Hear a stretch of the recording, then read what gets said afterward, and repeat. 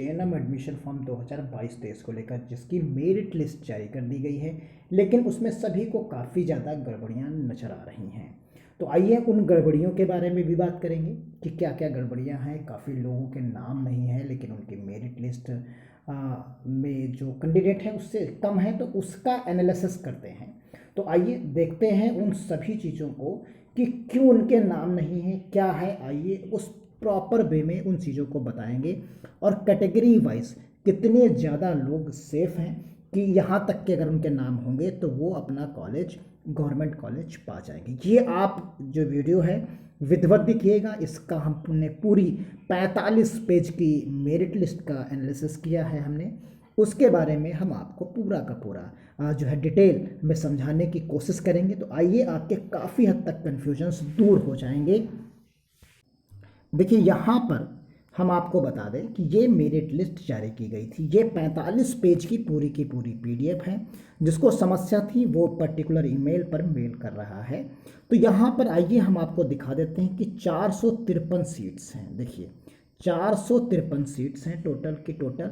अब इसमें अगर हम कैटेगरी वाइज बांटते हैं किसी चीज़ को कि एक कैटेगरी में कितनी सीट्स आएंगी अप्रॉक्सीमेटली, क्योंकि यहाँ पर अभी डिवाइड करके नहीं दिया गया है क्योंकि उसी के सापेक्ष शार्ट लिस्टेड किया गया है अभ्यर्थियों को। तो हम आपको बता दें प्रॉपर वे में कि कितनी कितनी सीट्स लगभग किसकी होंगी, एक रफली आइडिया हम आपको देने की कोशिश करते हैं। फिर उसी के बाद हम आपको बताएंगे कि कितना कट ऑफ के ऊपर के लोगों का नाम है, उसके नीचे अगर उस कैटेगरी में आते हैं तो नाम नहीं है उनका। इसलिए नहीं है वो रीज़न हम आपको देने की कोशिश करेंगे कि आपका नाम क्यों नहीं है उस लिस्ट में। तो आइए समझाते हैं हम आपको, पूरी डिटेल में समझने की आप कोशिश करिए। नीचे की तरफ आप आ जाएंगे तो देखिए सबसे पहले हम आपको समझाते हैं, एक एक बिंदु को आपको समझना है कि टोटल सीट्स जो हैं वो 500 जो है आपके पास 53 जो सीट्स जो है यहाँ पर आप देखेंगे।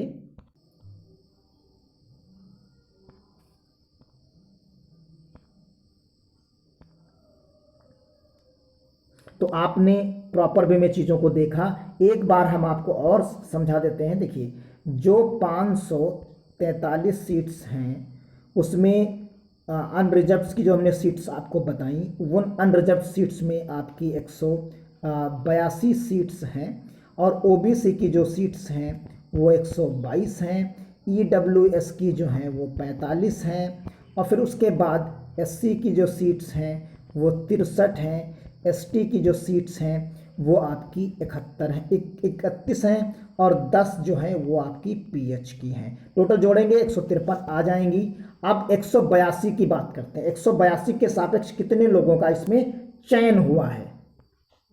अब आप देखिए यहाँ पर हम आ गए हैं इस जगह पर। तो यहाँ पर हम आपको दिखाते हैं, इस जगह पर आप देखेंगे कि जो कैंडिडेट है, देखिए यहाँ पर इस कैंडिडेट को हम आपको दिखाते हैं। ये कैंडिडेट देख लीजिए आप, ये अनरिजर्व्ड में लास्ट कैंडिडेट सिलेक्ट है। इस जगह पर ये रैंक है, ये इसके मार्क्स हैं और ये आपका सीरियल नंबर है।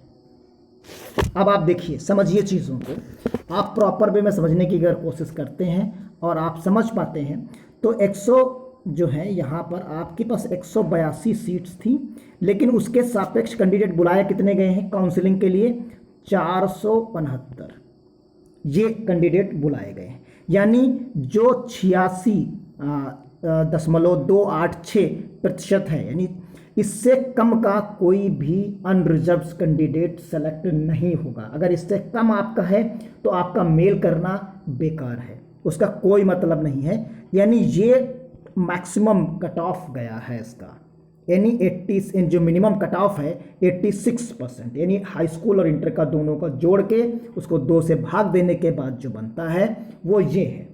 यानी 8 दूनी 16 और 6 12, यानी 172 नंबर से ज़्यादा, 172-73 नंबर से ज़्यादा आपका परसेंटेज जो दोनों साल का मिलता है उससे ज़्यादा ये जा रहा है। यानी दोनों साल में 86% आपका नंबर होना चाहिए।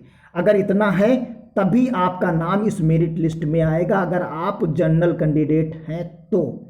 अन्यथा अगर इससे कम आ रहा है टोटल तो इस लिस्ट में शामिल नहीं होगा।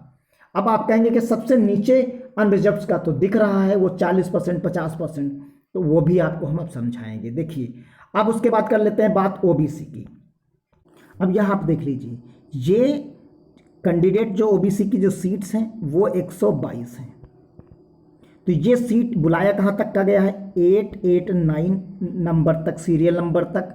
उसकी रैंक कितनी है, 364 तक, 364 रैंक तक उसे बुलाया गया है। मार्क्स कितना है, 84%। यानी 84% एवरेज से अगर किसी ओबीसी कैंडिडेट का कम मार्क्स है तो वो इस मेरिट लिस्ट में शामिल नहीं होगा। क्लियर कट आप समझ गए।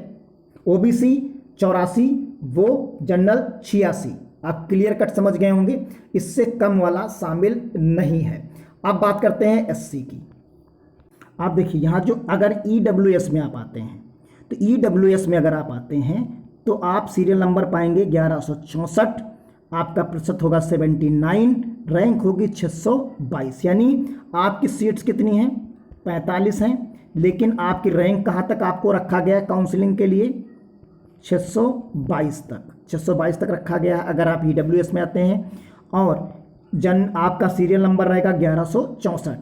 परसेंटेज की बात करते हैं तो परसेंटेज रहेगा 79 पॉइंट समथिंग के आसपास अगर आप हैं तो इस मेरिट लिस्ट में होंगे।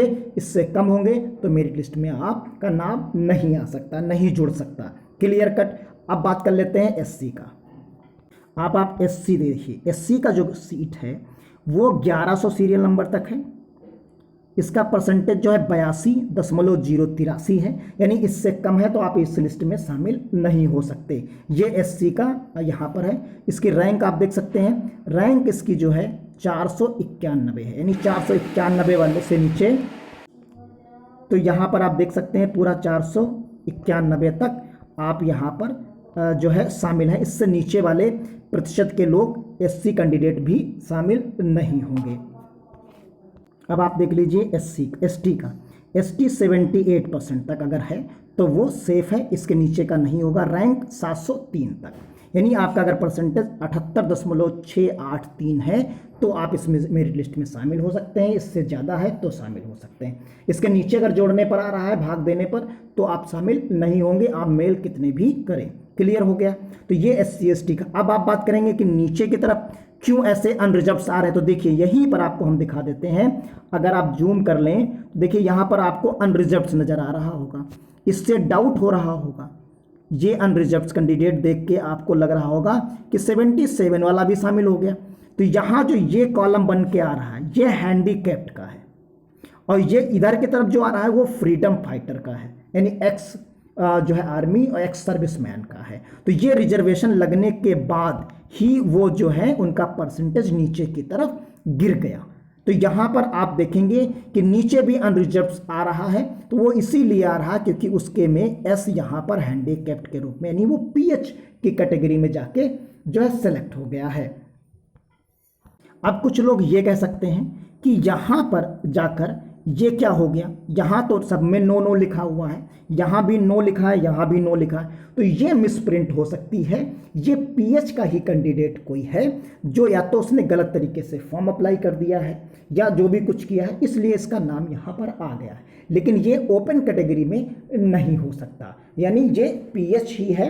आप देख सकते हैं ऊपर जितने भी कॉलम हैं सभी में किसी एक में जरूर एस आपको मिलेगा, चाहे यहाँ मिले या यहाँ मिले। जिनमें नो नो नीचे मिल रहा है वो मिसप्रिंटिंग हो सकती है, टाइपिंग में कहीं प्रॉब्लम हो सकती है, लेकिन जब उसकी नई संशोधित लिस्ट आएगी तो वो इससे बाहर हो जाएगा। तो हम एक व्यू में आपको दिखाने की कोशिश करते हैं। जितना एनालिसिस किया गया है उसके आधार पर आप देख सकते हैं, अगर आपका मार्क्स इससे कम है तो आप अनरिजर्व्ड हैं, तो आप सी इसमें शामिल नहीं हो सकते। क्लियर कट, इस मेरिट लिस्ट में नहीं आएंगे, आप कितना भी मेल कर लीजिए। अगर ओबीसी में आपका टोटल इससे कम है तो आप नहीं हो सकते। इसी तरीके से EWS 79.96 से कम है तो नहीं हो सकते, SC का 82 से कम है तो नहीं हो सकते, ST का 78 से कम है तो नहीं हो सकते। यानी ये कट ऑफ आपको पार ही करना पड़ेगा मार्क्स का। अगर इससे ज़्यादा है तभी आपके मेल करने का कोई मतलब वहाँ पर होगा, अन्यथा की स्थिति में नहीं होगा। उसमें भी आप देख लीजिए कि 182 के सापेक्ष कितने कैंडिडेट बुलाए गए हैं? 3 गुने, 2 गुने, 2.5 गुने कैंडिडेट बुला लिए गए हैं। इसमें भी कुछ लोग पाएंगे, कुछ लोग नहीं पाएंगे। यहाँ इसके बाद की रैंक है, यानी करीब 400 कैंडिडेट्स इसमें या बाकी कुछ होंगे, तो इसमें 122 सीट्स ही हैं। ईडब्ल्यूएस में 45 सीट्स हैं। इस तरीके से आप सीट्स के हिसाब से देखेंगे तो ये भी अभी कट ऑफ थोड़ा सा ऊपर ही रहेगा। जो फाइनल सिलेक्शन होगा ये 86 से हो सकता है 90 तक चला जाए, या जो है 88 तक चला जाए। इसी तरह 84 से ये 86 और 87 तक जा सकता है। तो ये इसका एनालिसिस रहेगा, यानी अगर इससे कम है तो आप बेकार परेशान हैं, कोई उसका मतलब नहीं है। तो मिलते हैं अगली अपडेट के साथ, तब तक के लिए धन्यवाद। जय हिंद, जय भारत।